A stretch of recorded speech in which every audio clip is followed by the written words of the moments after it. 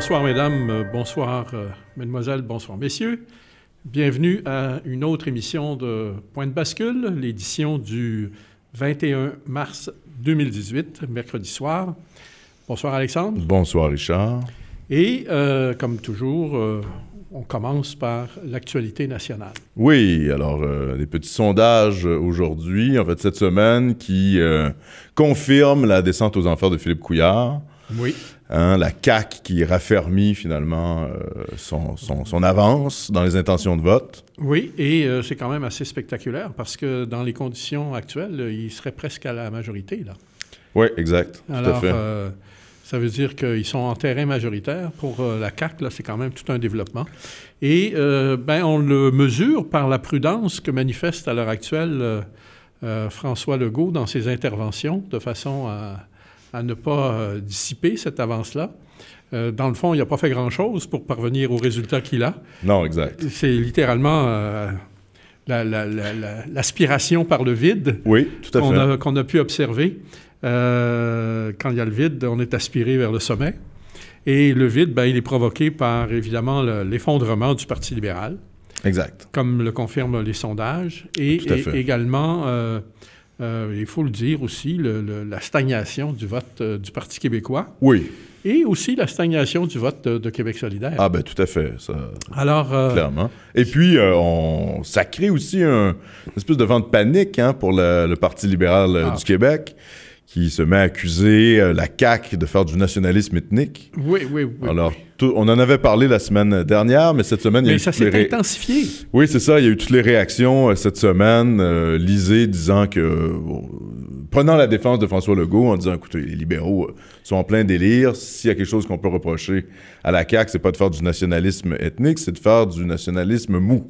Dans ce sens-là, il a quand même assez raison. Mais on voit que cette ambiance-là, je pense, moi, va bénéficier à la CAQ. C'est-à-dire que plus les libéraux vont accuser François Legault, finalement, de défendre les intérêts de la majorité historique, disons, canadienne-française du Québec, plus il va monter dans les intentions de vote. Et c'est quand même remarquable que le PQ ne sente pas exact. La situation. Et l'autre chose qu'il faut souligner, c'est qu'à l'heure actuelle, le PQ est beaucoup moins populaire que son option. Oui, tout à fait. C'est quand même incroyable. Son option, historiquement, c'est l'indépendance. Ouais. Et puis, l'option se maintient aux alentours de 30-35 % à l'heure actuelle. Ouais. On n'en parle même pas. Exact. OK? Alors, c'est quand même incroyable de voir que le PQ n'arrive même pas. Non, mais ça, c'est un peu un effet de la stratégie choisie par Jean-François Lisée, c'est-à-dire de mettre à plus tard le référendum, ce qui n'est pas une mauvaise stratégie en soi, mais ça a comme effet de démobiliser l'électorat qui... indépendantiste qui a été habitué à penser que hors du référendum, point de salut. Exactement. Okay. Donc, ça, c'est un aspect, je dirais, logique de ce qui se passe au Parti québécois. Par contre, enfin, moi, ce que je crois, c'est que la stratégie de Lisée... c'est celle, finalement, de se coller sur la social-démocratie. C'est de présenter le Parti québécois comme le champion des services publics et de l'État-providence. Mais même la social-démocratie a du plomb dans l'aile. Du plomb dans l'aile, hein? Oui, tout à fait. Alors, la preuve, c'est que si tu fais le total des votes de la CAQ et puis ceux du PQ, tu arrives tout juste à 30 %. De la CAQ et du... Non, tu veux dire de QS et du PQ. De QS et du PQ. Oui, oui, tout à fait. Et alors, la CAQ étant nécessairement identifiée davantage à la droite qu'à la social-démocratie ou à la gauche. Hein? Oui, bien sûr. Mais quoi que tu vois, ça m'a fait un peu... ça m'a fait un peu rire parce que cette semaine, François Legault a été à l'émission Les Francs-Tireurs et il était interviewé par Benoît Dutrisac, qui lui posait des questions sur son orientation idéologique, et François Legault a refusé de se décrire comme un homme de droite. Il s'est dit, moi, je n'aime pas ce genre d'étiquette-là, je suis quelqu'un de pragmatique, et à la limite, je me suis déjà défini comme un homme de centre-gauche. Ouais. Donc, ça donne quand même, comment je dirais, Mais de toute façon, on a dit suffisamment au cours des derniers mois que la gauche et la droite, ça signifiait plus rien. Oui, c'est-à-dire que... je vais même aller plus loin, Richard. Au Québec, est-ce que ça a déjà signifié quelque chose dans notre tradition politique? C'est-à-dire que on n'a jamais eu une grande division sur la question de la droite et de la gauche, même à l'époque de Duplessis. Ce qui séparait l'Union nationale du Parti libéral du Québec, c'était le rapport à Ottawa. C'est ça. Beaucoup plus que l'axe gauche-droite. Bon, évidemment, les libéraux étaient plus, disons, associés à une forme de laïcité, si on veut, de libéralisme critique sociétal. Oui, voilà, de libéralisme sociétal. Voilà. On voit les résultats que ça donne. Oui, effectivement. On en parlera peut-être un peu plus tard au cours de la journée. Mais ça me permet de rebondir, Richard, sur la position qu'a eue la FTQ cette semaine. La FTQ a publié un texte se vantant d'avoir réussi à faire battre Harper. Oui. Et on sent qu'ils veulent mettre en place, enfin, c'est ce qu'ils annoncent, une mobilisation sociale pour finalement défaire les libéraux provinciaux, mais tout en affirmant... Ne pas vouloir se prononcer en faveur d'un parti en particulier. Exactement. Et en dénonçant conjointement la CAQ. Ouais. Or, moi, je pense il pourrait y avoir un effet pervers à ça. C'est-à-dire qu'en disant la FTQ veut se débarrasser de la CAQ et des libéraux, hein, les syndicalistes, finalement, les syndicats, comme les syndicats ont tellement pas la cote ces temps-ci, que ça pourrait bénéficier à François Legault de se voir affronté par des syndicats ou les syndicalistes. Tout à fait. Tout à fait. Alors, ils ne veulent même pas lui donner ce tapis-là pour se tenir. Ils le tirent en dessous de ses pieds avant même qu'il l'utilise. Oui, exact. Mais on est dans la stratégie pure et on est encore à quelques mois des élections. Il y a des choses qui peuvent changer. Toujours est-il que les libéraux, à l'heure actuelle, traversent un très mauvais coton. Tout à fait. Ils enregistrent démissions, pas démissions et démissions, mais annonce de départ après annonce de départ. Dont on parle peu, hein? Dont on parle peu. D'ailleurs, il y a justement un article de Steve Fortin, je pense, dans le Journal de Montréal, qui évoque justement ce silence des médias comme la presse, le groupe Capital, qui d'habitude sont si prompts à parler des problèmes du PQ, mais qui n'évoquent pas du tout, à l'heure actuelle, les problèmes des libéraux. Non, c'est ça. Alors...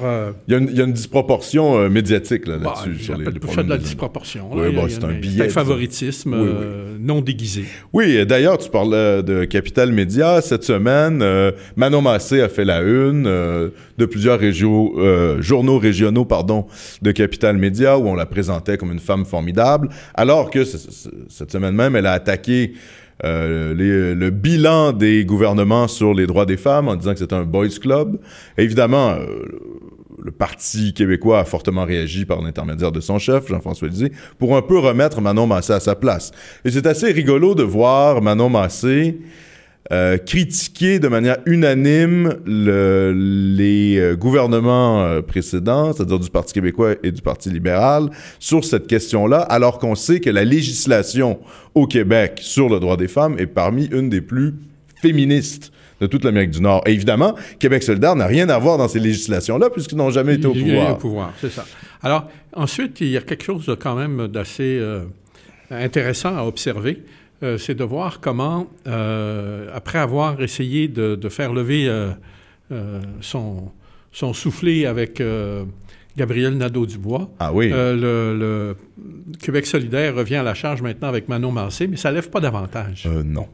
Et en fait, même, ça reste tellement à terre qu'il faut se demander si ça va continuer encore bien longtemps. Oui, effectivement. J'ai l'impression que le prochain scrutin réserve une grosse surprise et pas nécessairement agréable à Québec solidaire. Oui, c'est possible. C'est possible. Moi, de toute manière, je pense que c'est un assez mauvais choix stratégique de choisir Manon Massé, qui, pour plein de raisons, je pense, n'attirera pas grand monde chez Québec solidaire. Et dans le fond, Gabriel Nadeau-Dubois a dû se dire... Je vais laisser ma place pour 2018 et je reviendrai en 2020-2022. Hein? C'est ça la stratégie. Moi, je regarde la situation puis je me dis ceci. Fort probablement qu'à l'heure actuelle, les sondages sous-estiment le vote de la CAQ. Même si les sondages les donnent en avance. Oui? Oui. Et la raison pour laquelle je peux te dire ça, c'est qu'il y a beaucoup de gens qui soutenaient, par exemple, le PQ. Oui. Qui n'oseront pas aller dire publiquement qu'ils soutiennent la CAQ. Même si, effectivement, ils vont voter pour la CAQ. Je comprends. Seuls dans l'isoloir, ils vont... Et également, il y a des libéraux. Ah oui? Il y a des libéraux qui, et notamment chez les francophones, donc bien sûr. Tu te rends compte que le fond des francophones des libéraux est extrêmement fragile.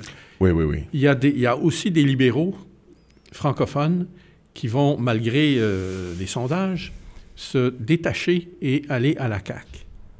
Et je pourrais même te dire qu'il y a des gens de Québec solidaire qui, voyant ça, vont fondre aussi. Oui, c'est possible. Alors, on risque d'avoir une énorme surprise aux prochaines élections. C'est possible. Et avec la CAQ qui sera probablement plus forte que ce que les sondages vont anticiper. Et en plus, finalement, la CAQ devient, comme tu viens de le mentionner, l'espèce de parti qui rassemble tous les déçus de la politique actuelle. C'est les gens, les libéraux, les francophones qui votaient traditionnellement pour le Parti libéral, déçus du Parti libéral, les péquistes déçus du Parti québécois, et peut-être même les solidaires qui voient que leur parti n'arrive à rien et qui veulent absolument dégager les libéraux, vont se dire pourquoi ne pas voter pour la CAQ. C'est un peu le parti du compromis, la Coalition Avenir Québec. Oui, en fait, c'est le parti du moindre mal. Voilà, exact. OK? Et c'est ça qui est historiquement assez décevant quand on regarde tout à fait. Le contexte électoral au Québec, c'est que jamais un parti n'est véritablement élu de façon positive, mais élu de façon négative parce que c'est un moindre mal. Oui, voter contre. Voilà. Et, c'est un phénomène assez récurrent quand même en démocratie. Oui, mais ça ne fait pas une détermination forte. Hein? Non, ça c'est sûr. C'est fragile. Et d'ailleurs, l'illusion, ça montre l'illusion qu'a entretenue Couillard. Quand il a été élu, il s'est imaginé qu'il avait un mandat pour faire des choses... Oui, un mandat clair. Un mandat clair pour faire des choses qui ne correspondaient pas du tout à la volonté de l'électorat. Non, mais qui ne correspondaient pas non plus à son programme. Il s'est planté. Oui. Et il continue de se planter parce qu'il n'arrive pas à détecter ça. Mais oui... Ou alors... Il arrive à le détecter, mais ça va tellement à l'encontre de ses propres convictions. Oui, voilà, c'est ce que j'allais dire. Qu'il ne le fait pas. C'est ce que j'allais dire, parce que Couillard est quand même un premier ministre assez particulier parce qu'il est très idéologue. C'est quelqu'un qui a pas beaucoup de... Enfin, de ce qu'on peut voir des dernières années, c'est quelqu'un qui a peu de sens politique, mais qui est mu par une grande idéologie. C'est quelqu'un qui croit réellement au multiculturalisme canadien. Au néolibéralisme. Au néolibéralisme, qui est vraiment mondialiste. Oui, c'est-à-dire, naturellement, il pense que la destruction des frontières, des identités nationales et de l'État, c'est bon. C'est le plus idéologue de tous les premiers ministres qu'on ait jamais eu. Oui, parce qu'on peut le comparer avec Jean Charest, qui était son prédécesseur à la tête du Parti libéral. Charest, là, il a bien des défauts, mais c'est un gars pragmatique. C'est un gars pragmatique qui avait un sens politique très fort et qui ressentait... Il sentait le vent. Oui, exactement, qui ressentait l'opinion publique des Québécois. Couillard a complètement déconnecté de tout ça. Et c'est ça qui est un peu triste, c'est qu'on se dit, bon, mais dans une situation pareille, avec un tel premier ministre, les forces souverainistes québécoises devraient en bénéficier, et c'est pas du tout le cas. Non. Et la raison pour laquelle ça n'est pas le cas, on la connaît, toi et moi. On sait fort bien que c'est parce que le Parti québécois a abandonné son propre électorat naturel. Tout à fait. Il se soumet finalement aux injonctions idéologiques de l'adversaire, du camp adverse. Il a assimilé, intégré la narration des mondialistes fédéralistes. Oui. Et en plus, on le voit notamment en Ontario avec Doug Ford. Ouais. C'est-à-dire qu'il y a quand même une demande un peu de la part des peuples. On le voit d'ailleurs avec les élections qui se sont déroulées en Europe. Il y a une demande des peuples pour un affrontement avec le parti médiatique. Définitivement. Et il y a une demande de ça la volonté d'en découdre. De la population. Exactement, une volonté d'en découdre. Et le Parti québécois... avec le fake news. Oui, ne comble pas cette brèche-là. Non. Il respecte le jeu démocratique, ou enfin le jeu médiatique plutôt, et il ne va pas du tout affronter ce parti-là. L'actualité internationale qu'on traitera tout à l'heure va nous permettre justement de revenir sur ce cas-là, avec ce qui se passe simplement avec les élections en Syrie, et puis avec... En Russie. En Russie, pardon. Ouais. Et avec... l'annonce faite il y a quelques semaines par Poutine là, des nouvelles armes dont dispose désormais la Russie. Mais bon, n'anticipons pas. Oui.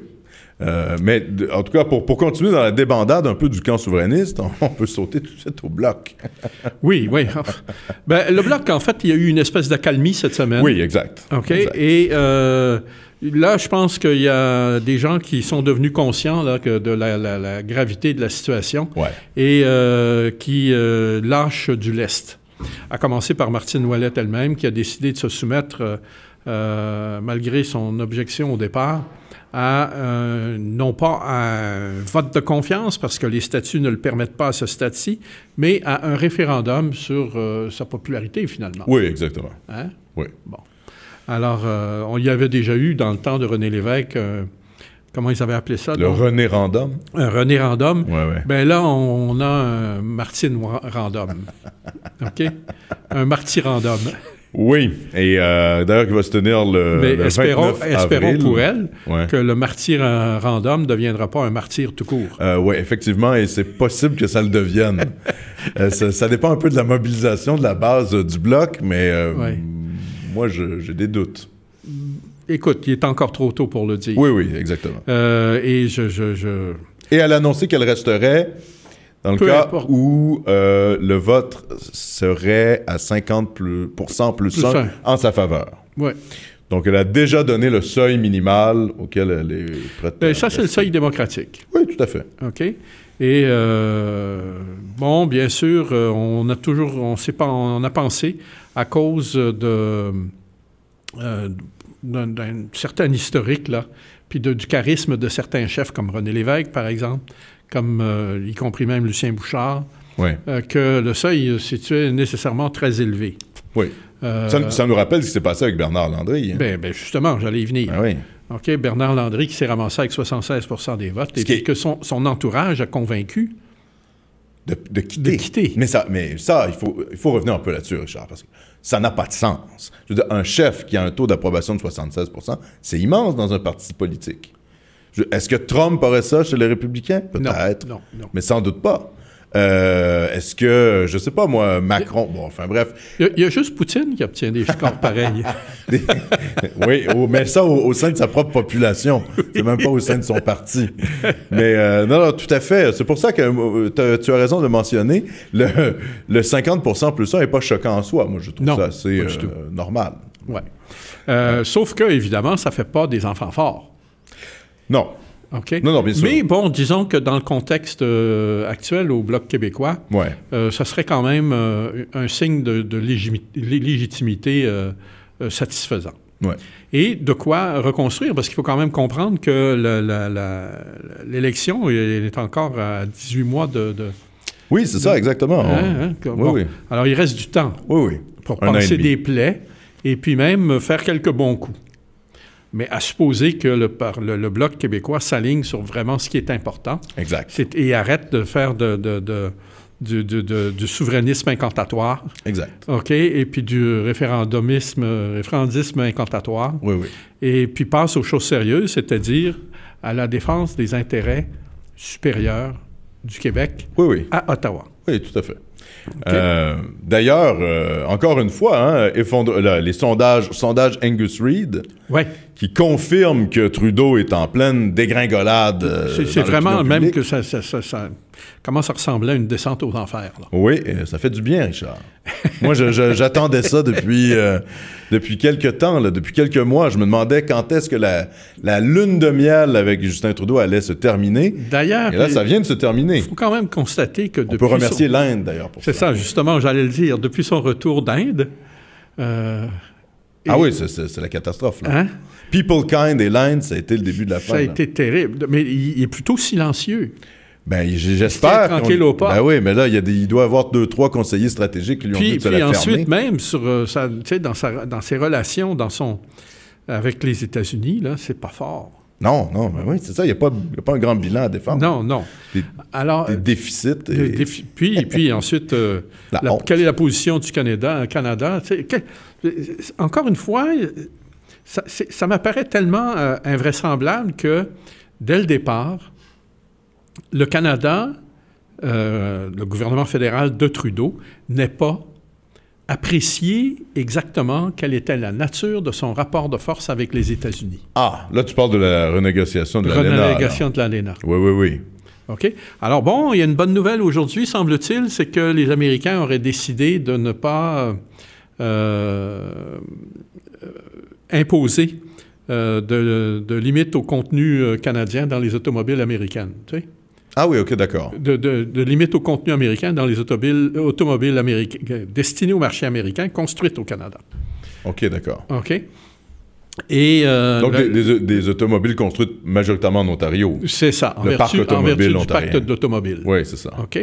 Alors, on sait que bon. Mais, et puis, Trump avait menacé d'imposer des quotas, puis bon. Alors, oui, mais il va quand même imposer des quotas. Et puis, on va voir exactement lesquels. Et la situation est encore compliquée parce que, à cause de la nouvelle situation que créent les annonces faites par Poutine, justement, des armes russes, l'industrie américaine va souffrir Ah oui, oui. Hein? Il faut comprendre que l'industrie de l'armement. L'industrie de l'armement américaine, sur laquelle les États-Unis comptaient, risque d'être moins fructueuse, moins... de connaître un recul, finalement. Même de connaître une période de recul. Ouais. C'est grave. Oui, oui. C'est grave. Tu sais, il y a des contrats qui vont être abandonnés parce que les armes sont obsolètes. Tu sais, puis ça serait indéfendable devant la population américaine de dépenser de l'argent pour des armes qui sont rendues obsolètes par... Oui. Là, tu ne parles pas nécessairement des contrats internationaux, mais même des contrats de l'armée américaine envers des constructeurs l'approvisionnement américain. Oui, oui, je comprends. Tu sais, auprès des compagnies comme Lockheed Martin, comme Raytheon et autres, tu sais. Alors, ça va avoir des conséquences énormes, même dans les relations des États-Unis avec le Canada. Parce que... Ça va accentuer les tentations protectionnistes des États-Unis. Exactement. Ouais. Parce que sans ça, ils risquent de se retrouver avec une économie exsangue. Donc, il va y avoir une pression encore plus forte pour rapatrier des activités non militaires aux États-Unis. Et ça change la donne au complet. Oui, surtout pour le... Y compris même pour le Canada. Bien sûr, ça c'est évident. Okay. Alors, on n'a pas fini d'en parler de cette affaire-là. Mais d'ailleurs, c'est peut-être ce qui explique partiellement la chute de Trudeau et la montée d'Andrew Scheer dans les sondages. Hein? Parce que peut-être que le Canada anglais, voyant aussi ce qui se passe sur le plan international, se dit finalement, un type comme Trudeau, c'est un peu un rigolo. Écoute, ils sont même pas encore rendus là. Tu sais, il faut que tu comprennes que, par exemple, les États-Unis ne viennent de s'en rendre compte là, que ces jours-ci, de la situation dans laquelle les places Oui. Puis on reviendra là-dessus tout à l'heure, comme on l'a dit. Oui. Mais au Canada, on n'est pas en anglais, on n'est pas encore rendu à ce degré de conscience-là. Là. Non, sauf que Trudeau n'apparaît pas comme un chef, ou je dirais comme un premier ministre du Canada qui défend les intérêts canadiens. Or, à une heure où il y a Trump aux États-Unis, la montée des partis, je dirais, qui défendent les intérêts nationaux en Europe, Trudeau a l'air vraiment isolé sur le plan international. Et ça ne doit pas jouer en sa faveur d'être devant Trump et d'apparaître autant comme un bouffon. Et ça va être très intéressant de voir comment toute cette partie-là va se jouer au G8, au G7 qui s'en vient bientôt dans Charlevoix, là, au mois de mai. Ah ben oui, c'est ça, oui. Alors, on a appris... là, dans quelques on a appris d'ailleurs qu'il y a une journée là, qui va être réservée aux manifestations, le 5 mai. Ils ont planifié une journée pour les manifestations? Oui. En tout cas, les opposants. Ah oui, et puis, j'ai trouvé ça un peu maladroit parce que télégraphier à l'avance sa stratégie, c'est la recette pour manger des claques à la gueule. Oui. Bon. Alors, il risque d'en s'en donner, puis il risque d'en recevoir. Oui. Bon.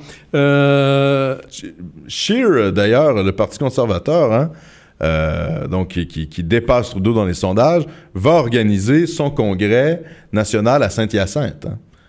Ah bon? Ça, je n'avais pas vu ça. Ouais. Donc, on voit que le Parti conservateur du Canada tente... En tout cas, comme je disais la semaine dernière... il va tenter de faire des gains au Québec. Il va tenter... il n'y a pas le choix. Ben non. Il est obligé, pour se présenter comme parti national, d'avoir l'air de... Mais... il va avoir à peu près autant de succès qu'il y en a eu dans le passé, c'est-à-dire pas beaucoup. C'est possible. En même temps, avec l'effondrement du Bloc, ça ouvre quand même la voie à peut-être quelques gains électoraux pour les conservateurs. Oui, c'est clair. Et puis, de toute façon, il faut comprendre que le nouveau Parti démocratique, lui, il va perdre des plumes au Québec. OK? Alors, tu t'imagines le scénario dans lequel on... Mais avec le chef qu'ils ont, Richard. Coudonc, tu es en train de me faire penser que finalement, on pourrait se retrouver dans un scénario comme celui au début des années 60, quand Diefenbaker avait été élu, avec une représentation assez considérable au Québec. Au Québec. Ah, ben c'est possible. Ben attends, y avait-il une représentation considérable au Québec? Non, pas tellement. Mais quand même, il y en avait quelques-uns. Parce qu'à l'époque, il faut comprendre que c'était l'émergence du Parti créditiste et que les créditistes, eux, avaient fait une percée importante. Au Québec, oui. Mais ça peut peut-être... Oui, enfin... C'est à l'époque de Mulroney aussi, où le Parti conservateur... Oui, avait fait le Parti progressiste conservateur a fait des gains. Au Québec. Donc. Ouais. Mais il n'y a pas une grande tradition. C'est vrai que, historiquement, pour des raisons historiques, là, la pendaison de Louis Riel et puis la crise de la conscription en 1914-18, ça a été, en 1917 principalement, le Parti conservateur a globalement été rayé de la carte. Je ne peux pas résister de vous raconter... une anecdote, mais un fait vécu. Hein? En 1962, au moment de cette percée du crédit social au fédéral... avec Réal Cahouette. Avec Réal Cahouette, c'est ça.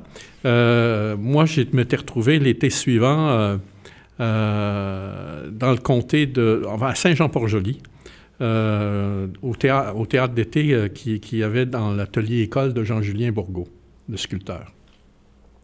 Et j'avais un rôle assez spécial. Bon, mais on peut revenir là-dessus, c'est pas ça qui est important. Ce qui est important, et ce qui est vraiment amusant, c'est que l'élection fédérale venait tout juste d'avoir lieu au printemps. Mm-hmm. Et parmi les députés qui avaient été élus dans le comté de Montmagny-Lillet, il y avait justement un bonhomme qui s'appelait Jean-Paul Cook. Imagine-toi quel avait été son slogan pendant toute la campagne électorale. Écoutez bien, ça fait 100 ans qu'on mange la marde, c'est le temps qu'on s'engage un bon cook. Ah ouais, OK, carrément. Ah ben. Oui. Ouais, c'était subtil. Mais efficace parce qu'il avait été élu. Ah bon? Oui. Et c'était le candidat du Crédit social. Du Crédit social. Je suis pas sûr que ça passerait aujourd'hui, Richard, avec le politiquement correct.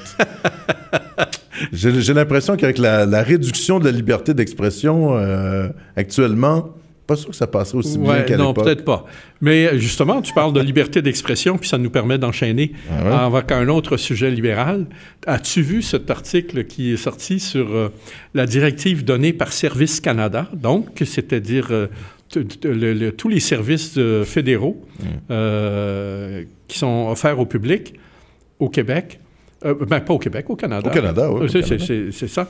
D'arrêter de dire monsieur et madame. Oui. Et d'arrêter de parler de père et de mère. Oui, j'ai bien vu ça, Richard. Écoute.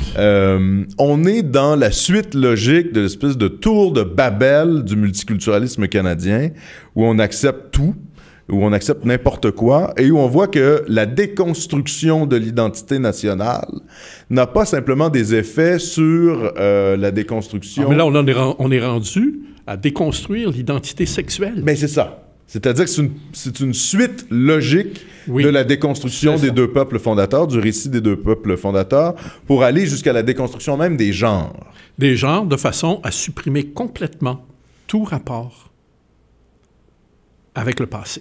Oui, tout à fait. Avec le passé et aussi avec la filiation. Oui, exactement, le rapport de la filiation. Et aussi pour créer quand même une espèce d'homme nouveau, hein. Il y a un peu une tentation totalitaire derrière ça. Un peu? De dire que les enfants, finalement, en sont réduits au fait de choisir leur propre sexe, choisir leur identité de genre, choisir leur sexualité, évidemment, là, choisir leur religion, à la limite leur appartenance. Puis que ce soit que leurs parents soit deux hommes ou deux femmes, ou un homme et une femme, c'est pareil. Des trans, Richard. Les hommes et les femmes, c'est devenu réactionnaire. Bon. Non, le mariage homosexuel est devenu conservateur dans le monde dans lequel on vit aujourd'hui. T'as rendu compte? Oui. Mais d'ailleurs, nous allons fêter, on va pas fêter. On va commémorer le 50e anniversaire de mai 68. Ouais. En mai, là, qui vient. Ouais. Ça va être le temps, Richard, de faire un peu le bilan de ce qui s'est passé en 50 ans. En un demi-siècle, la déconstruction de la société, disons, écoute, traditionnelle. On n'est même plus rendu à la déconstruction, là. On est rendu au saccage. Oui, saccage. Hein?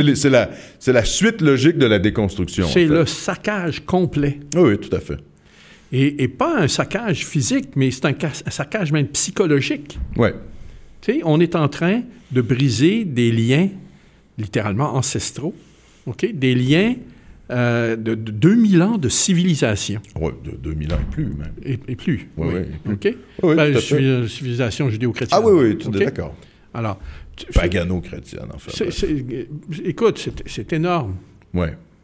Ah oui, non, je suis totalement d'accord. Et le Canada est un peu à l'avant-garde de ça. Hein. Il y a la Suède, qui est pas mal non plus. Il y a je ne sais pas si tu es au courant, Richard. En Suède, il y a une police des genres dans les maternelles. Oui, j'ai vu ça. Oui. Alors, il y a des inspecteurs qui voient si les enfants jouent avec des objets non genrés ou genrés. Hein. Les petites filles, s'ils jouent trop à la poupée, il y a un inspecteur qui va leur dire « Ah non, il faut plutôt jouer au camion, etc. » Donc, ça allait très loin, la Suède. Et juste derrière la Suède, dans le délire de la déconstruction, il y a le Canada. Voilà. Et cette tendance-là a été radicalisée par l'élection de Justin Trudeau, il faut le dire quand même. Ah, tout à fait. Et c'est rendu même que ça a un impact sur même la Constitution canadienne. Oui. Regarde, aujourd'hui, là, il y avait une affaire qui se déroulait en cour fédérale. Un fonctionnaire fédéral attaché au bureau de l'inspection financière. Oui. André Dionne. Portait devant la Cour fédérale, première instance, l'équivalent de la Cour supérieure, là, une contestation des directives qui l'obligeaient à utiliser l'anglais dans ses rapports avec ses collègues, alors que la Constitution garantit la possibilité, le droit pour un fonctionnaire fédéral de travailler dans sa langue. En français, oui, tout à fait. Écoute, puis alors, même le juge qui entend l'affaire s'est étonné que la question n'ait pas été soulevée plus tôt, parce qu'il faut quand même réaliser que tu parles de mai 68, mais 1968, c'est également l'année de l'adoption de la loi fédérale sur les langues officielles. OK? Donc, ça fait 50 ans aussi. Donc, ça fait 50 ans que cette loi-là existe et elle n'a même jamais été testée devant les tribunaux. C'est pour te dire à quel point on a été un petit peu réservé dans nos revendications. Ouais, assez réservé. Et là... pour ne pas dire mou. Ouais, pour ne pas dire très pire. Ouais, voilà, un peu tapis. Et d'ailleurs, c'est intéressant que tu mentionnes ça parce que on a vu récemment, cette semaine, le député du NPD, Roméo Saganache. Ben justement, j'allais y venir. Ben oui, demander à ce que les langues autochtones soient maintenant autorisées. Justement, et c'est en ce sens-là que... Au Parlement. En ce sens-là que, tu sais, les deux langues officielles qui sont reconnues au Canada, c'est le français et l'anglais par la Constitution. Mais là, on est en train de comprendre qu'il y en aurait peut-être 56 autres. Oui. Il y a 56 langues autochtones parlées au Canada, répertoriées. Alors, le Canada, c'est quoi là-dedans? C'est Babel. Ben oui, exactement. Babel. Oui. Et puis, ultimement, il y aura aussi le Punjabi, hein? Parce que, je veux dire, avec les changements démographiques du Canada, si le Canada est un État post-national, Richard, pourquoi est-ce qu'on n'accommoderait pas la communauté pakistanaise de Toronto? Il y a déjà les Chinois qui revendiquent en Colombie-Britannique. En Colombie-Britannique. Et puis en Alberta, c'est l'Ukrainien. Ah ben voilà, exactement. Okay. Alors, il y a un peu pas de fin à tout ça. Non, il n'y a pas de fin. Non seulement il n'y a pas de fin, mais plus on ouvre la boîte de Pandore, plus on découvre que le Canada, finalement, c'est quoi? C'est rien. Un chemin de fer, Richard. C'était. C'était un chemin de fer. C'est même plus. C'est même plus un chemin de fer. OK. Ouais. Et ça, c'est sans compter les rivalités entre la Colombie-Britannique et l'Alberta sur la question des l'oléoduc. Ouais. Euh, Alors, et pour continuer dans cette veine-là, tu parlais de Tour de Babel. Je rappelle quand même que là, on vient de replonger dans les liens quand même assez particuliers du chef du NPD. bon, mais avant que tu arrives là, Jack Meeting. Laisse-moi quand même rajouter une dernière chose sur le Babel, là. Ouais. Et la déconstruction. Ouais. On est en train de comprendre que le multiculturalisme mène même à la déconstruction du Canada. Ah, ben là, oui. Et à son explosion. Ouais. La logique ultime, c'est ça. C'est ça. Est-ce que c'est ça que Trudeau veut? Est-ce que c'est ça l'héritage de son père? Certainement pas. Non. Mais je pense que, tu sais, Justin Trudeau voit le Canada post-national et multiculturaliste comme un pays messianique, hein? C'est-à-dire comme l'Occident, le pays qui est à l'avant-garde de la postmodernité occidentale. Alors, il aurait succombé aux sirènes du messianisme des mondialistes. Ben, moi, je crois que c'est le cas. Et évidemment, avec Soros, c'est ça. Ben oui. Son copinage avec Soros, c'est ça. Mais moi, Et avec la GACAN aussi. Oui, exact. Mais moi, je crois que c'est assez ça, hein, en fait.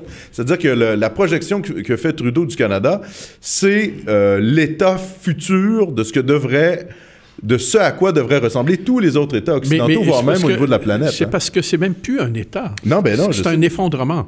Ouais, puis ça devient rapidement un ectoplasme. Oui, oui. Moi, je suis d'accord avec toi. Pour moi, c'est le cauchemar, le Canada rêvé de Trudeau.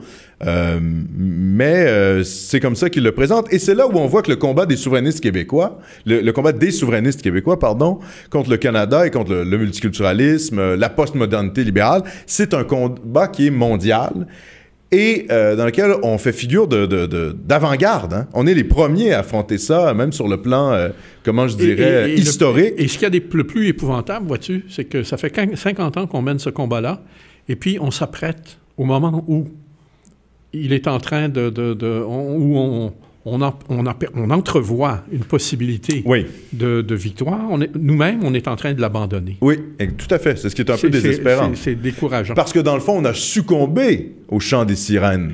Alors, fort heureusement, c'est l'extérieur, c'est ce qui se passe dans les autres pays qui vont ranimer notre flamme qui est en train de s'éteindre. Je pense que oui. C'est quand même quelque chose, Je pense que oui. Et c'est temps que ça se produise parce que la classe politique canadienne est vraiment en train de devenir n'importe quoi, là, avec, je le disais, là, Jack Meeting. Oui. C'est incroyable. C'est-à-dire, on se rend compte que finalement, cet homme a des liens avec la Babar Khalsa, une organisation sikh fondamentaliste qui veut faire l'indépendance du Khalistan dans l'État du Punjab en Inde. Cet homme met les intérêts de son groupe ethnique, ethnico-religieux, les Sikhs, devant ceux du Canada. Et il prétend vouloir devenir premier ministre de ce pays. Ça n'a aucun sens. Et d'ailleurs, ça me fait rappeler, c'est une espèce de pointe que j'ai peut-être à donner, une pique à donner aux multiculturalistes et aux naïfs de la diversité. Quand un homme porte un couteau sur lui, ce qui est le cas de Jack Meeting, hein, il porte un kirpan et un turban sur la tête, ce ne sont pas que des vêtements. C'est aussi un code de valeur, c'est aussi une mentalité. Il démontre, il manifeste sa loyauté envers une idéologie. Et cette idéologie-là, ce n'est pas celle ni du Québec ni du Canada. Tu sais, la semaine dernière, on a abordé justement la question, on a exprimé notre surprise devant l'influence des Sikhs, l'influence politique des Sikhs au Canada. Au Canada. Et puis, curieusement, cette semaine, ces jours derniers, là, Fatima Ouda-Pépin aborde le même sujet. Oui, exactement. Et partage notre étonnement, elle aussi. Mais elle apporte quand même un élément de réflexion additionnel. Il semblerait que la jeunesse ne partage même plus ces valeurs-là. La jeunesse sikh ne partage même plus ces valeurs. Alors, il va y avoir un problème déjà, il y a une surreprésentation des Sikhs dans ils sont quoi? Ils sont à peine 500 000 au Canada. Et puis, ils ont une représentation de 4 ministres fédéraux. Ils sont présents dans ils sont influents dans plusieurs dizaines de comtés. Oui, exact. Et il semble que même leur base à eux, leur jeunesse, là, est en train de les lâcher. D'accord. Intéressant comme situation. Ouais. Et c'était intéressant aussi le texte de Fatima Ouda-Pépin parce qu'elle faisait le comparatif en disant monsieur Jagmeet Singh est présent à des événements où il y a le portrait d'un leader terroriste très connu, M. Bindrawal, et disait c'est comme si moi, parce que j'étais de confession musulmane, j'étais dans des rassemblements islamistes, il y aurait le portrait de Ben Laden. Ça ferait aucun sens. Non. Je veux dire, bien sûr que je serais pas dans ce genre de rassemblement-là, et pourtant lui, Jagmeet Singh, chef d'un parti. Oui, chef du NPD, y apparaît, participe à ces événements-là. C'est proprement scandaleux. Oui. Honnêtement, on se demande comment ça se fait qu'il n'y ait pas une réaction plus forte. Mais c'est encore moins scandaleux, enfin c'est moins scandaleux quand même que la présence de ministres fédéraux sikhs lors du voyage en Inde, aux côtés de personnalités qui étaient clairement identifiées. Ah oui. Aux terroristes. Oui. Ben, dans les deux cas... c'est épouvantable. Oui. Dans les deux cas, ça fait pas de sens. Hein. Alors, c'est quand même incroyable de voir que des situations comme celle-là se sont importées au Canada et que nous soyons même pas en mesure d'évaluer la gravité de la situation. Oui, et aussi, il faut quand même rappeler ça quand même, Richard, c'est pas très québécois comme problématique. Non, mais je dis ça dans la mesure où les Sikhs, évidemment, c'est une population de l'Inde, ancienne colonie britannique, et c'est pour ça qu'on a une immigration, que le Canada anglais, beaucoup plus que le Québec, a une immigration sikh. Ouais. C'est vraiment les liens d'ex-empires coloniaux britanniques qui se retrouvent à échanger des populations. Oui. D'ailleurs, la majorité des Sikhs au Canada ne se trouve évidemment pas au Québec, se trouve en Colombie-Britannique, puis ensuite en Ontario. C'est une problématique qui nous est, je veux dire, honnêtement, totalement étrangère. Oui. Je veux dire, moi, les Sikhs, il y a 4-5 ans, je ne savais même pas que ça existait. Alors, non, mais tu sais, à peine. Et je suis sûr que la plupart des gens qui regardent... C'est quand même... Moi, je peux te dire que lorsque j'avais 7-8 ans et que le dimanche après-midi, on allait se promener sur le Mont-Royal, devant l'esplanade, j'avais vu, dès l'âge de 7-8 ans, des gens en turban. Et j'avais exprimé ma surprise à mes parents en disant... Qui sont ces gens? Qui sont ces gens? Oui. OK. Alors...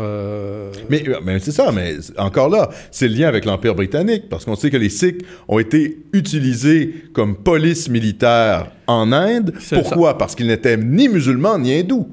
Donc c'était une minorité ethnique sur laquelle comptaient les Britanniques pour faire la loi entre les hindous et les musulmans. C'est ça. Donc, ça fait longtemps qu'ils sont instrumentalisés dans les stratégies impériales britanniques. Oui. D'ailleurs, il y avait, puis même dans l'armée britannique, il y avait des régiments de Gurkhas. Exactement. OK. Et notamment, même ces régiments-là ont été mobilisés par les Britanniques dans la guerre en Irak, dans la guerre... il y en a même qui sont en Afghanistan. Mm-hmm. OK.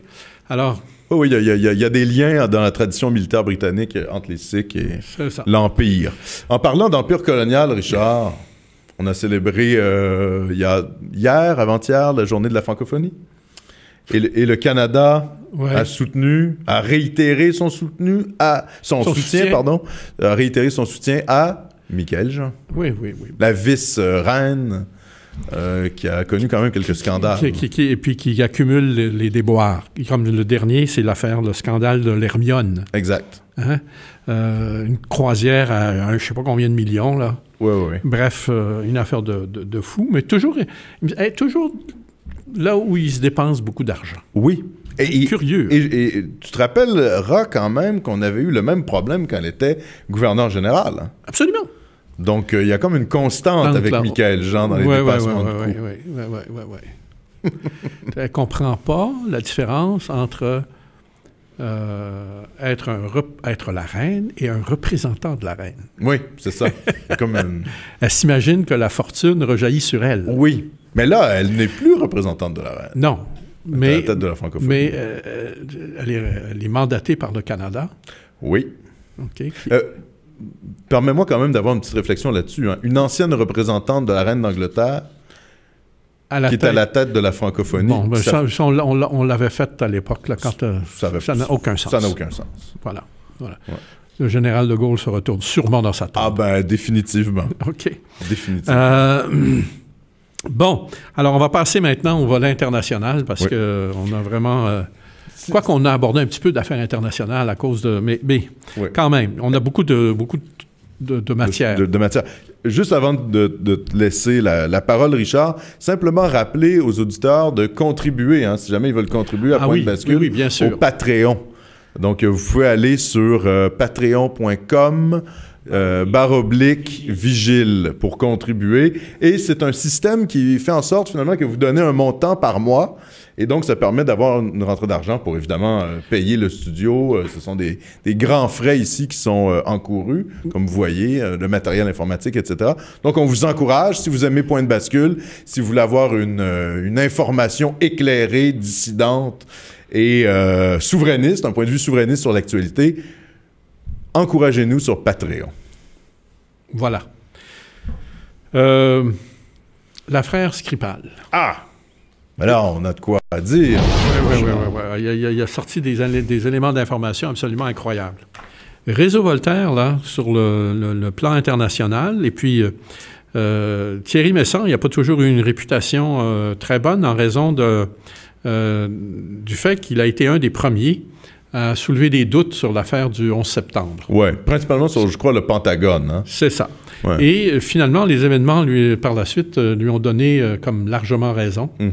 Et si on ne connaît pas encore le fin mot de l'affaire, c'est parce que le gouvernement américain continue de retenir certaines informations que Trump s'était engagé à publiciser sur les fameuses pages du rapport de la commission qui ont été comme... Caviardées. Ouais. Et qui ne permettent pas de découvrir quel a été le rôle sombre joué par l'Arabie saoudite dans cette affaire-là. Tout à fait. OK? Alors, Thierry Messant a publié c'est lui qui anime le réseau Voltaire. Je pense que c'est Voltaire.net. Hein, Voltaire.net. Oui, voilà. OK? Et il vient de sortir des éléments d'information incroyables. D'abord qu'il y avait une espèce d'entente, on ne va pas parler de complot, parce qu'on va faire traiter de complotiste. OK. Mais il y avait tout de même une espèce de collusion entre Rex Tillerson, qui est le secrétaire d'État démis de ses fonctions la semaine dernière. Oui, on en a parlé. Aux États-Unis, on en a parlé. Et Mme May, Theresa May, première ministre de la Grande-Bretagne. Pour noircir la Russie. OK? Et alors que Trump, c'était pas son désir.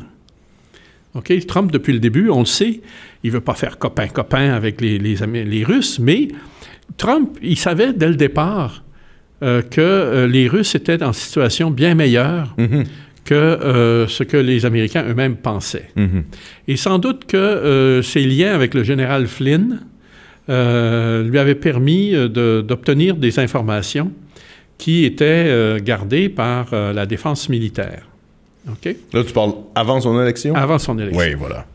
Toujours est-il que Trump se fait taper dessus parce qu'il veut faire, pas copain-copain, mais il veut au moins avoir des rapports normaux avec la Russie.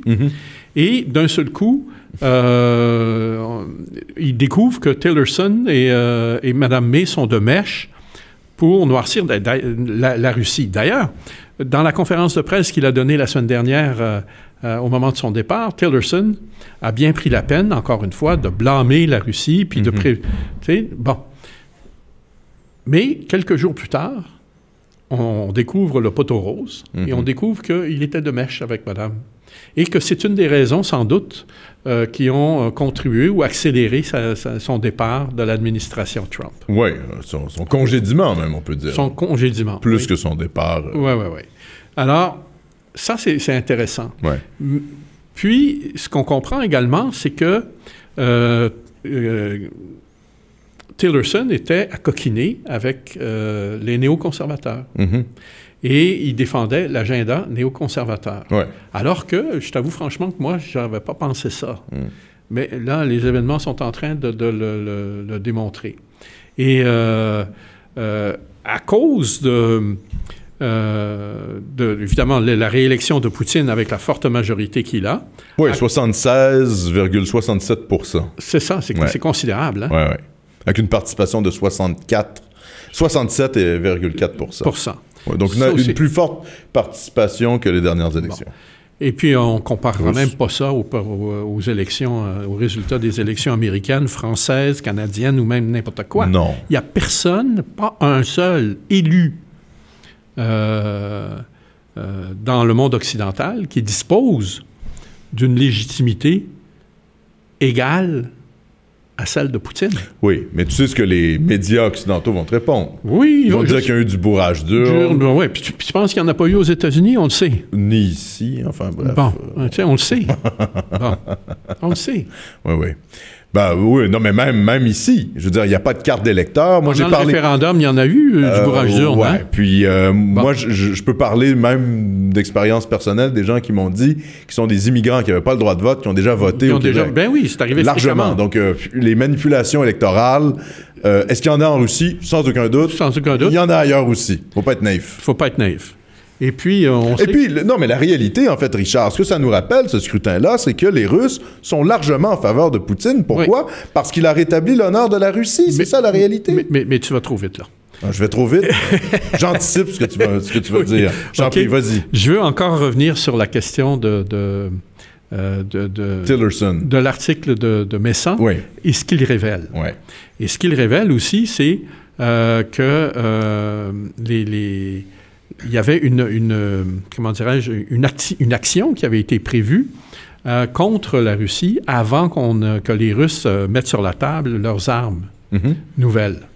Et que même après qu'il l'ait fait, il y avait encore des gens qui espéraient que ces armes-là ne soient pas encore entrées en opération. Oui.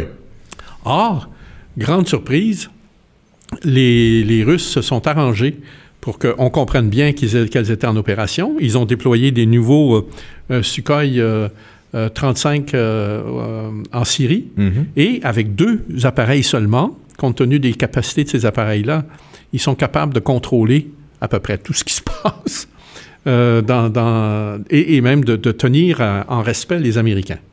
Okay? En plus des autres armes qui peuvent leur tomber sur la tête n'importe quand. Donc, ils ont été déjoués. Et il y avait...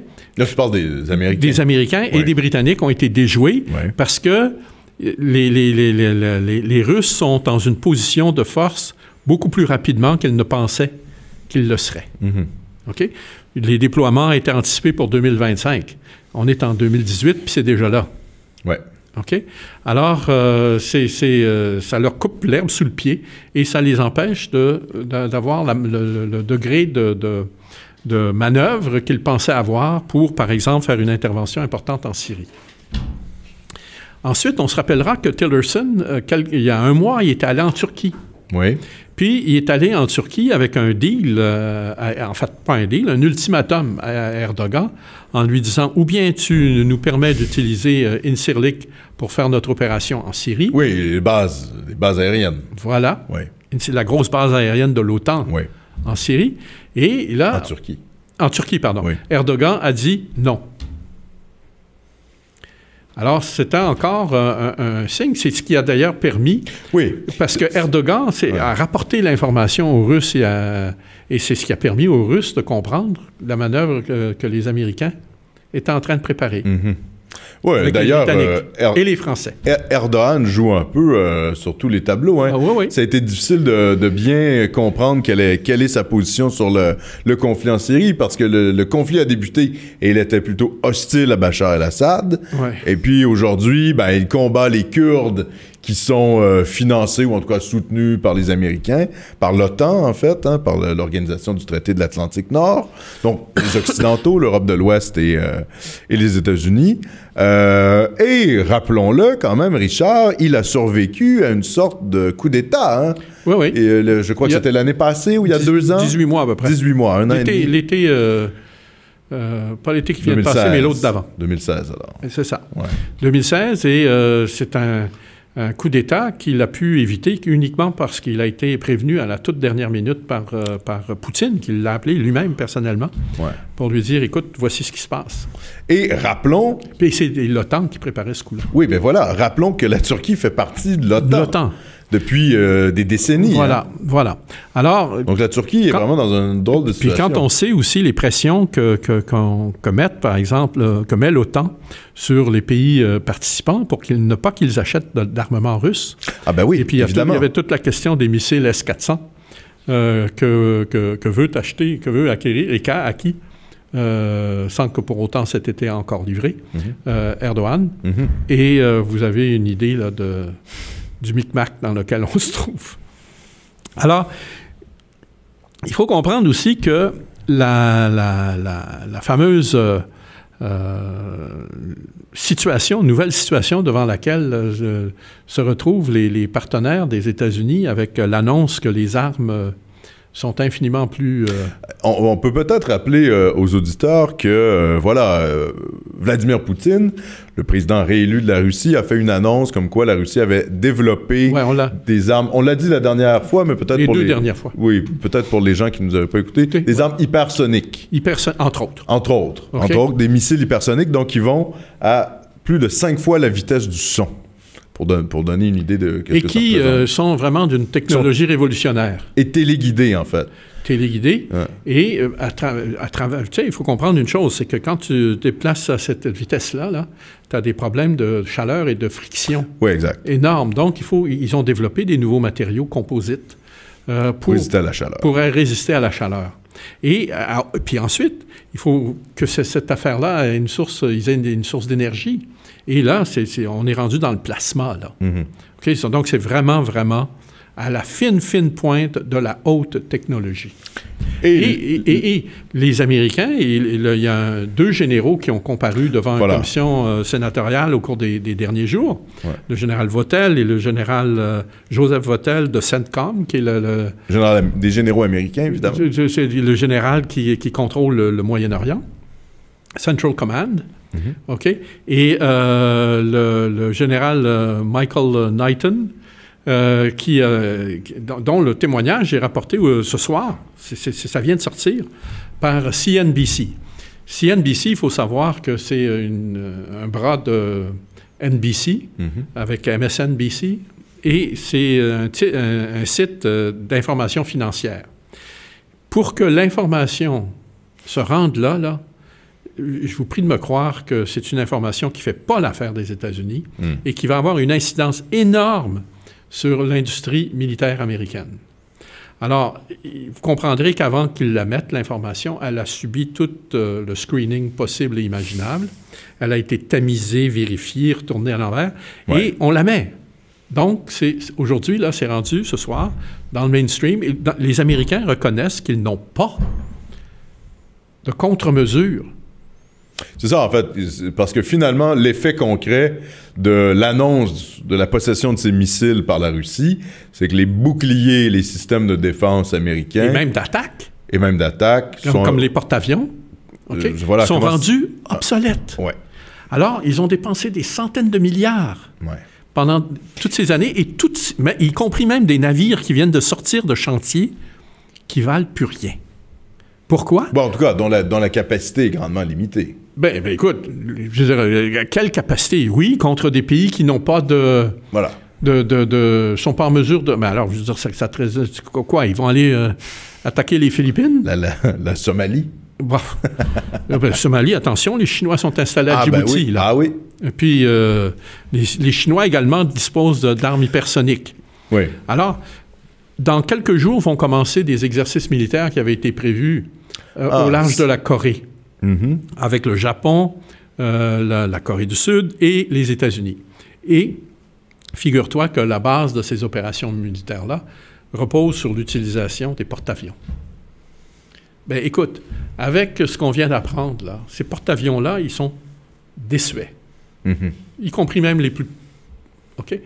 Ce qui veut donc dire que les militaires qui vont se livrer à ces exercices savent fort bien qui jamais ils seront capables de projeter en situation réelle la force qu'ils vont afficher, parce qu'il suffirait que les Russes ou les Chinois lancent un missile hypersonique sur un de ces porte-avions-là, en fait sur quelques porte-avions, comme ils pourraient parfaitement le faire, et puis il n'y a plus de porte-avions. Alors, ça sert à quoi, là? Tu sais? On n'est pas dans le salon en train de jouer aux batailles navales, là. Ah, okay. Non, t'aimes pas ça, bataille navale? Oui, j'aimais ça quand même. Oui, c'est chouette, bataille navale. Okay, mais là, c'est une bataille navale 2.0, là. Oui, pas mal. 3.4. 3.4.0. Et ça a des incidences sur ce qui se passe au Proche-Orient, hein, comme tu le disais. C'est-à-dire que là, on en parle à chaque semaine à Point de Bascule. Justement, à cause de Bachar el-Assad est en train de nettoyer la Ghouta. La Ghouta, ils sont rendus. Je vous avais dit il y a 3-4 semaines que ça leur prendrait à peu près un mois pour le faire. Bien, je veux dire, ça fait 2 semaines, et puis ils sont rendus à 83 %. Et tellement que Assad, cette semaine, est allé en voiture lui-même se promener dans la Ghouta. OK, bon, tu vas me dire que c'est organisé avec le gars des vues. Non, évidemment, mais bon, c'est certain. Grave. Mais quand même. Oui. OK? Tu sais, il l'a fait. Oui. On se rappellera... Et puis, il n'y a pas de trucs qui lui sont tombés sur la gueule. Oui. OK? Alors, ça te donne une idée là, de ce qui est en train de se préparer. Et il y a plein de civils qui ont fui, d'ailleurs. Des dizaines de milliers qui ont réussi à fuir. Et ces fuites-là ont même été orchestrées pour permettre l'évacuation. De qui? Des djihadistes. Des djihadistes. Oui, mais pas juste des djihadistes. Des soldats américains, français et britanniques qui étaient embedded là, avec les djihadistes. OK? Qui étaient présents parmi eux pour les guider. Pour les guider, oui. Tu sais que ça paraît mal, hein? Ça paraît un peu mal. Ouais. Mais voilà, ils se déplacent, en fait. C'est-à-dire que dans la cohorte des civils, ils sont en train de fuir la Ghouta pour aller ailleurs en Syrie. Ils sont montés vers Deir ez-Zor. Oui, voilà. Et c'est le prochain lieu d'affrontement. Mais même ce prochain lieu d'affrontement est rendu, comment dirais-je...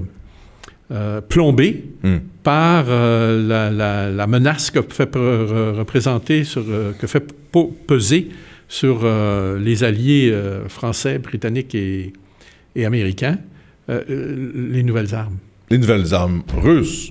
Parce qu'on se rappelle qu'il y a une grande présence militaire russe en Syrie. OK. Et tout ça pendant que la Turquie nettoie les Kurdes, hein? C'est ça. Parce que là, au nord, là, c'est... Puis la Turquie a dit que... c'est le balayement des forces kurdes. Le balayage. Le balayage, pardon. Plutôt que le balayement. Oui, le balayage des forces kurdes. Et d'ailleurs, comment je dirais, c'est un peu une tendance... l'histoire se répète pour les Kurdes. Parce que... Eux autres, ils ont le don de toujours choisir le mauvais cheval. Bien, soutenu par les Britanniques, hein, c'est les Anglo-Américains qui leur... Oui, mais ça fait depuis 1920 qu'ils sont placés dans cette situation. Là, je peux pas croire qu'ils n'ont pas compris. Et on se rappellera aussi qu'à l'époque de la Première Guerre du Golfe, à l'époque où les Américains frappaient Saddam Hussein, en 91... Ils avaient aussi appelé les Kurdes à se soulever contre Saddam et en milieu de course, ils les avaient abandonnés et ils s'étaient fait réprimer par l'armée irakienne. Donc, c'est pas neuf, hein, ça. Et encore une fois, les Kurdes se font...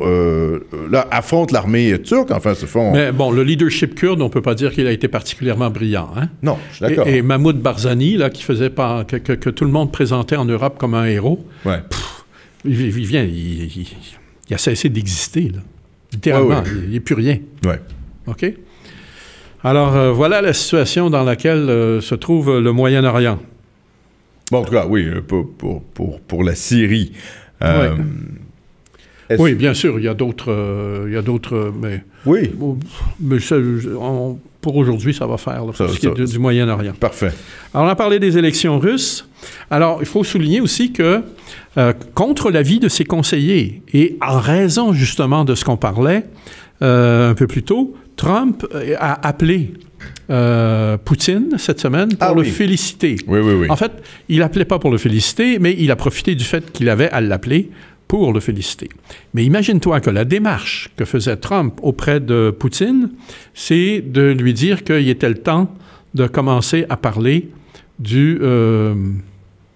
comment dirais-je, de la cessation de la course aux nouveaux armements.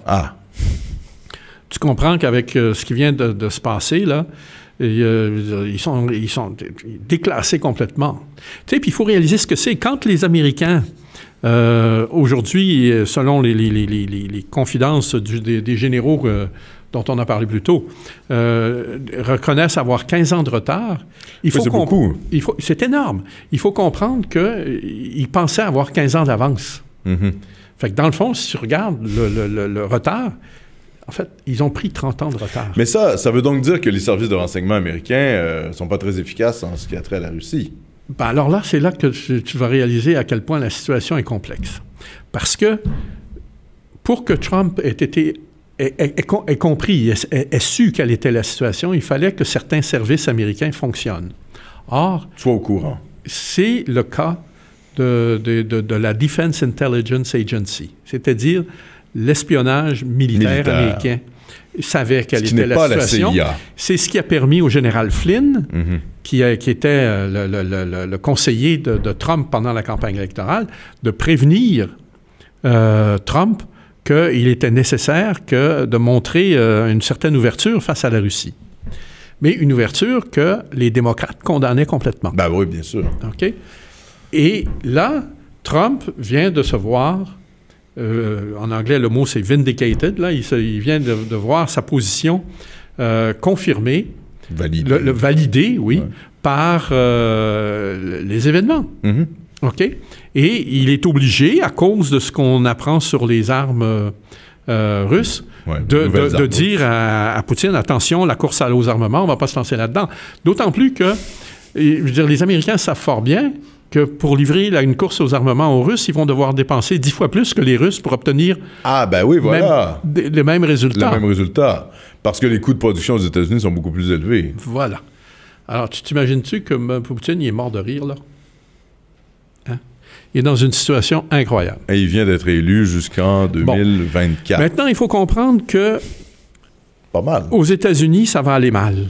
Ça va aller très mal parce qu'il y a des tas de gens qui vont commencer à se poser « Oui, mais comment ça se fait que les Russes ont réussi? » Ah ben oui, ça c'est sûr. Hein? Ça c'est évident. Là. Il va y avoir des gens qui vont devoir avoir des comptes à rendre. Alors, il va y avoir des chasses aux sorcières et des règlements de compte. Des têtes qui vont tomber. Des têtes qui vont tomber et ça va faire mal. Oui, ça c'est évident. OK, en fait, ça va remettre en question ça va remettre en question, bien sûr, l'establishment militaire industriel américain. Oui.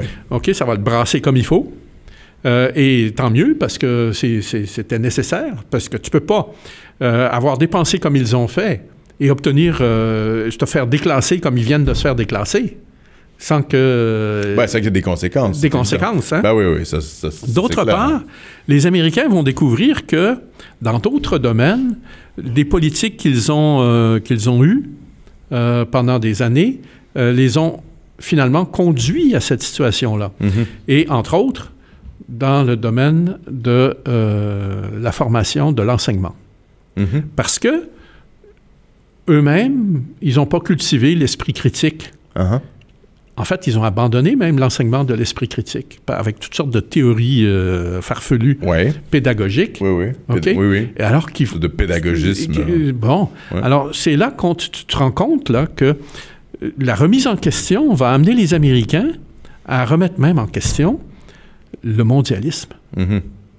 OK? Qui a permis justement le développement, l'émergence de toutes ces folies-là. Là. Oui, tout à fait. OK? Pas des folies bergères, ça. Non.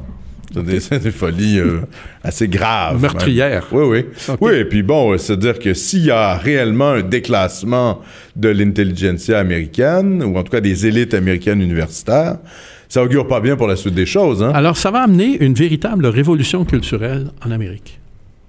Tu prédis ça? Ah oui. Écoute, c'est évident. Ça ne peut pas faire autrement.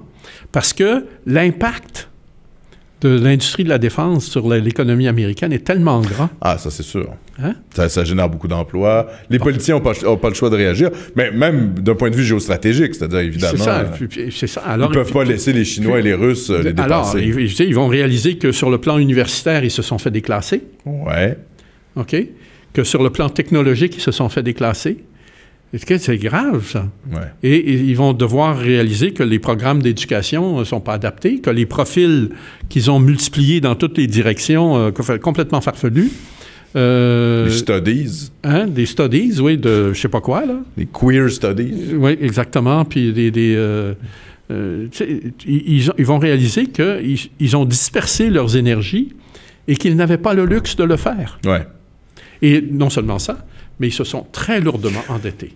Mais si c'est le cas, c'est plutôt un bon signe, parce que ça veut dire qu'il pourrait y avoir une reprise de conscience, un peu des dérives que subit l'Occident depuis 50 ans, Ouais. et que ça pourrait pousser, oui, les Américains, mais aussi Oui, mais l'ensemble ce que ça te de permet de l'Europe. comprendre aussi, c'est que, tu sais, on Faire voit des par cieux exemple un peu plus, heureux. les Russes se retrouvent aujourd'hui 28 ans après, plus que ça, 18, oui, non, c'est 28 ans. Ouais. Depuis 1990, là, 28 ans, après 28 ans d'éclipse, Oui. les voilà remontés à Après la l'avant-plan. chute du mur, après Ça te donne une la chute de idée l'URSS. que les Américains, que ça va prendre à peu près le temps que ça va prendre aux Américains pour eux-mêmes remonter. Oui, en même temps, on peut Puis ensuite, supposer ça, mais bon, il faut l'effondrement comprendre des États-Unis, tu sais, c'est pas un bateau que l'effondrement de t'arrêtes l'URSS, sur un dixaine, ça. Non, mais ça. Et que, tu sais, ça va prendre même quelques années aux États-Unis avant de prendre la pleine mesure des retards qu'ils ont accumulés Oui, de ce que ça veut dire. dans tous les domaines. Oui, oui. Et de mettre en place les mesures correctives. Donc, il faut comprendre que si des changements ont lieu, ils ne vont pas avoir lieu demain matin. Non, évidemment. Ils vont Ça, c'est sûr. avoir lieu sur une période de 35 à 40 ans. Si tout se passe bien. Si tout se passe bien. Voilà. Alors, c'est pas une situation rose devant laquelle ils sont. Et, tu sais, il y a encore tellement de gens qui sont convaincus de la supériorité des Américains. Oui, bien, ça, c'est sûr. OK? Ici même au Canada, c'est plein. Oui, Et oui. nos propres autorités, le gouvernement canadien est convaincu de ça. Oui, bien sûr. OK? Ben, il y a une telle, c'est-à-dire, il y a une telle, je veux dire, annexion et intellectuelle et géostratégique du Canada, de l'Amérique du Nord avec les États-Unis que Bon. c'est normal. NORAD. C'est ça. On se rappelle que le système de défense du Canada, c'est celui des États-Unis, en gros. Et puis, imagine maintenant la situation des pays européens Ouais. qui qui ont misé sur les États-Unis. qui ont misé sur les États-Unis Ouais. pour s'imaginant se sortir des griffes de la Russie et Ouais. qui d'un seul coup réalisent que eux aussi, ils ont misé sur le mauvais cheval. Ouais. Ouh! Tu sais, des pays comme les républiques Les pays baltes, baltes, ouais. hein, la Lituanie, l'Estonie, La Lettonie. la Lettonie, OK? Puis ensuite, même la Suède. Ouais. La Suède qui... La Pologne. la Pologne, la Roumanie, Ouais. la Bulgarie, L'Ukraine. l'Ukraine, la Hongrie. Ouais. OK? Tout ce monde-là, là, est en train de découvrir que, contrairement à ce qu'ils pensaient, Ouais. calculaient en 1990, que l'avenir était américain, là, d'un seul coup, ils sont en train de découvrir que C'est un peu plus complexe que ça. c'est pas mal plus complexe que ça, puis qu'ils Ouais. ont peut-être misé sur le mauvais cheval. Oui. En même temps, bon, c'est des pays qui ont connu la domination soviétique. Donc, c'était normal, je dirais, qu'après l'effondrement de l'URSS, ils aillent chercher une protection à l'Ouest, voulant se sortir un peu de l'influence russe. Oui, mais en même temps, ce qu'ils ont fait, c'est qu'ils ont participé à la diabolisation de la Russie. Ben, c'est sûr. Parce Okay. parce qu'ils en ont connu les effets au plus près. Là, Bon. ça, Et évidemment, ils ont... on peut pas leur reprocher. il faut comprendre que leurs propres... tu sais, les élites au pouvoir dans ces pays-là, qui avaient misé sur la collaboration avec les États-Unis, Bien sûr. vont se faire critiquer par leur propre population quand celle-ci va se rendre compte que les bienfaits qu'ils escomptaient ne sont pas au rendez-vous. Non, et tout ça dans une ambiance aussi de critique de l'Union européenne. Hein? Voilà. Parce qu'en plus, les pays d'Europe de l'Est qui voulaient se joindre à l'Union européenne se rendent compte aujourd'hui que finalement, le modèle qui est proposé, le modèle de société proposé par l'Europe de l'Ouest, c'est pas du tout un paradis, c'est même un peu un enfer. Hein? Ben oui. Et c'est des gens qui refusent les quotas de migrants imposés par l'Union européenne, c'est des gens qui refusent le modèle multiculturaliste. Ils se disent, mais mon Dieu, mais nous, on est très bien avec le mode de vie ancestral qu'on a, on n'a pas envie de changer de mode de vie, on n'a pas envie de se faire imposer des délires sociétaux, les transgenres, la déconstruction des sexes, la déconstruction de l'identité nationale, au nom de votre utopie qui, de toute manière, fonctionne pas très bien en Europe de l'Ouest. D'ailleurs, en parlant d'utopie qui fonctionne pas très bien, il y a le scandale de ce qui s'est passé à Telford. Voilà.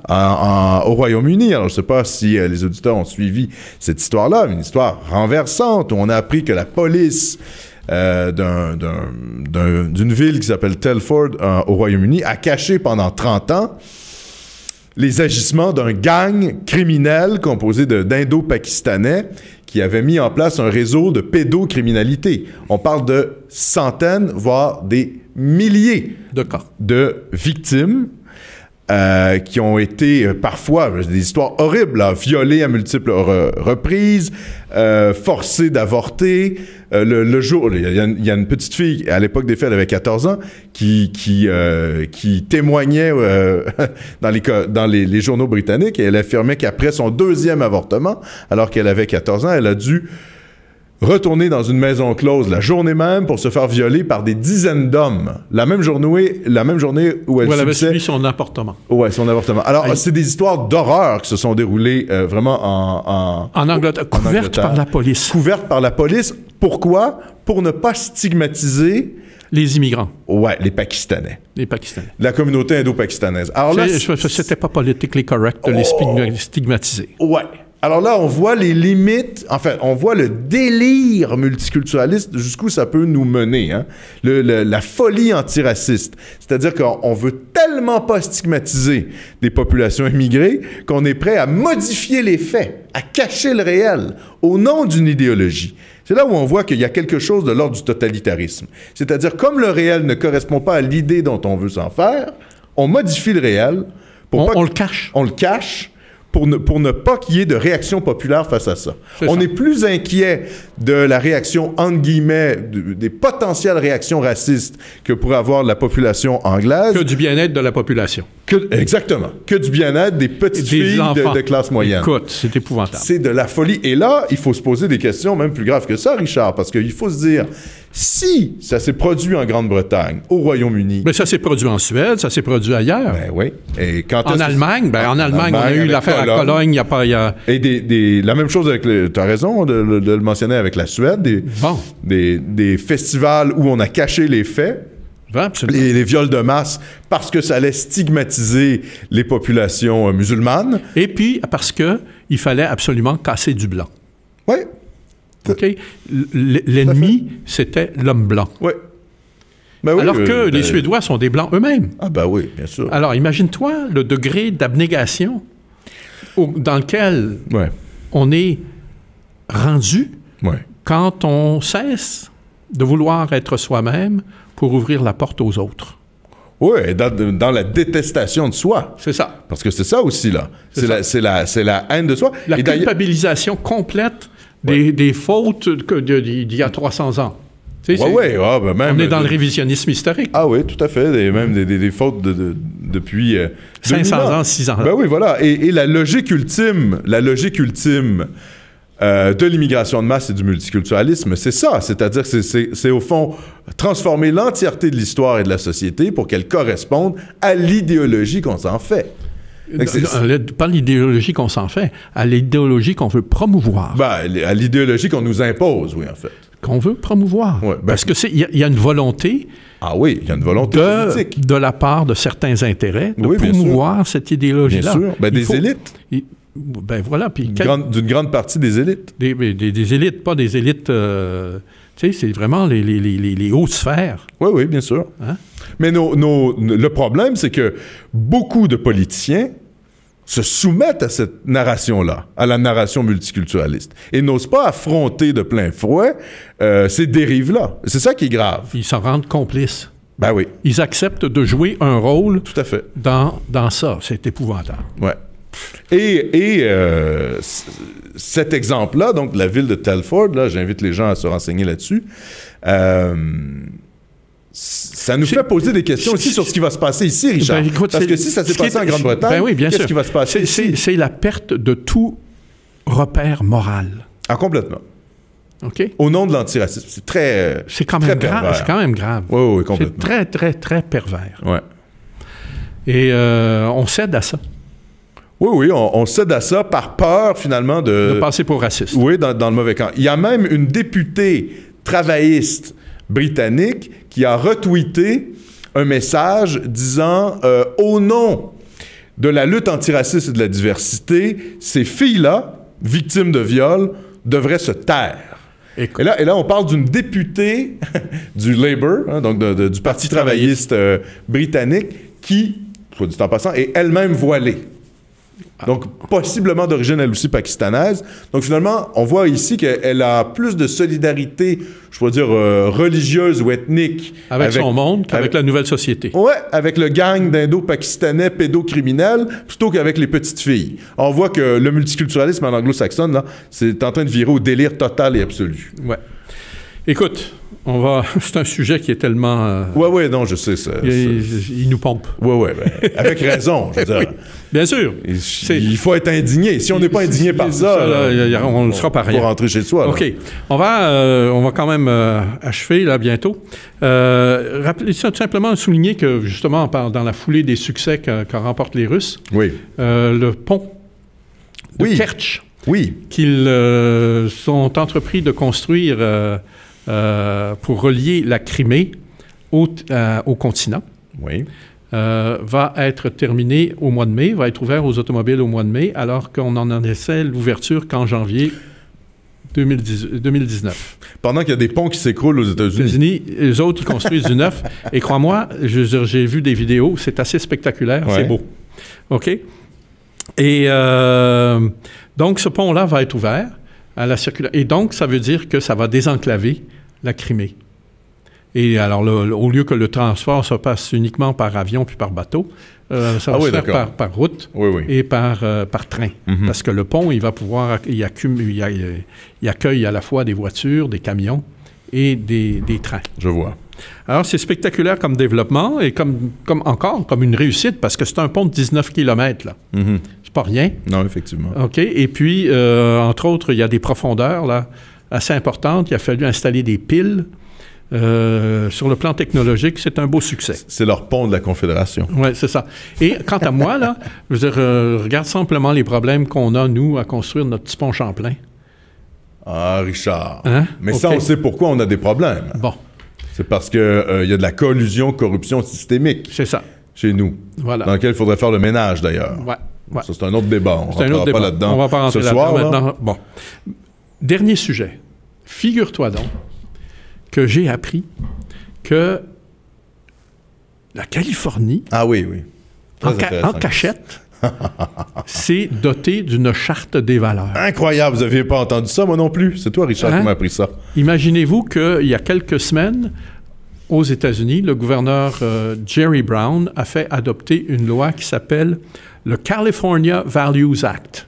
Mais c'est des fascistes, Richard. Eh bien, je sais pas. Ils font des chartes des valeurs. Ils ont fait, alors, imagine-toi que QS pour hurler. Cette charte des valeurs a été adoptée pour légaliser, en vertu de la loi californienne, le concept des villes sanctuaires ouvertes aux immigrants. C'est une charte des valeurs progressistes. C'est une charte des valeurs progressistes. C'est pour ça qu'il n'y a pas eu de hurlement. Voilà. Ah, d'accord. Alors, OK.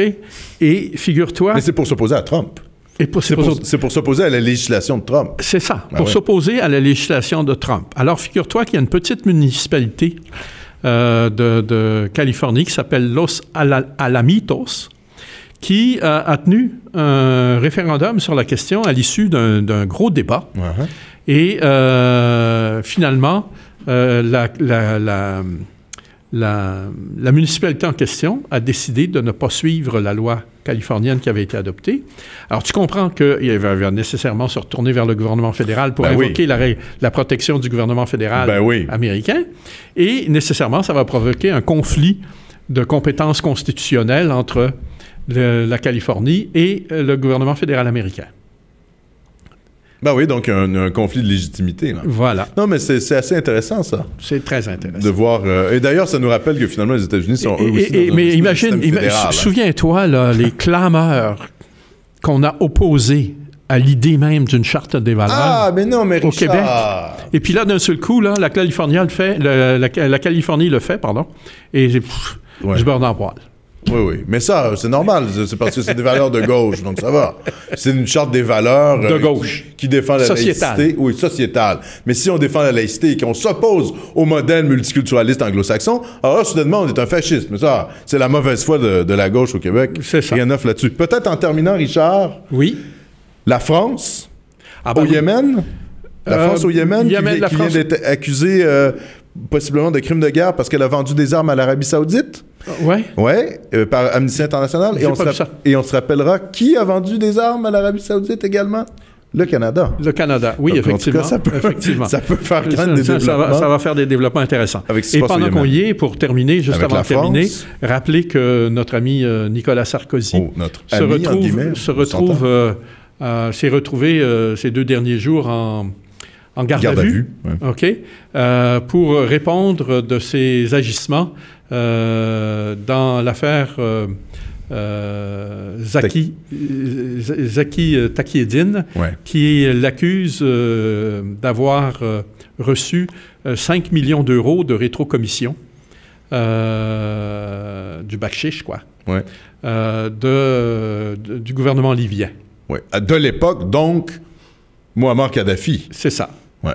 Comble de l'ironie, la France participe à l'éviction de Kadhafi. Et même à son assassinat. Et à son assassinat. Okay. Donc, Sarkozy aurait finalement couvert sa corruption en tuant Kadhafi. En se débarrassant de Kadhafi. Du plus gros témoin. C'est quand même assez incroyable, cette histoire-là. Ben, incroyable. Bon, ça fait longtemps que ça germe, hein? C'est pas nouveau. Oui, non. Pour les gens qui suivent l'histoire. Puis les faits sont là. Oui, oui.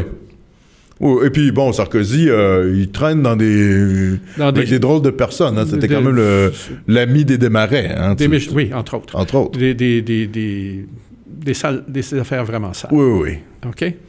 On reviendra là-dessus prochainement parce que j'ai des développements qui sont en train de mûrir en France. Ah, bon, mais c'est bon, tu me tiendras au courant. Ouais. Et puis, simplement pour rappeler, la Libye, Saïf el-Islam, le fils de Kadhafi, va se présenter aux présidentielles libyennes. Oui. Donc, probablement et lui aussi, il dit qu'il a des choses à dire sur Sarkozy. Sur Sarkozy, exactement. Voilà. Donc, probablement un retour de la famille Kadhafi au pouvoir en Libye. Enfin, c'est ça sent bien. Ouais. Bon, ben voilà. Écoute, on a fait un tour assez exhaustif de la situation. On espère qu'on a réussi, comme d'habitude, à capter votre attention. On espère que si vous avez des commentaires à nous faire, vous allez nous les faire, y compris pour nous dire qu'on n'est pas bon à l'occasion. OK, on est capable de prendre ça. Et puis, on vous souhaite une bonne semaine jusqu'à la semaine prochaine. On vous rappelle que vous pouvez contribuer financièrement au succès de Point de bascule à travers Patreon. Exact. Et on vous souligne que c'était l'édition du 21 mars 2018. C'était le lendemain du printemps. Hein? Et ben voilà. Bonne semaine. Bonne semaine à tous.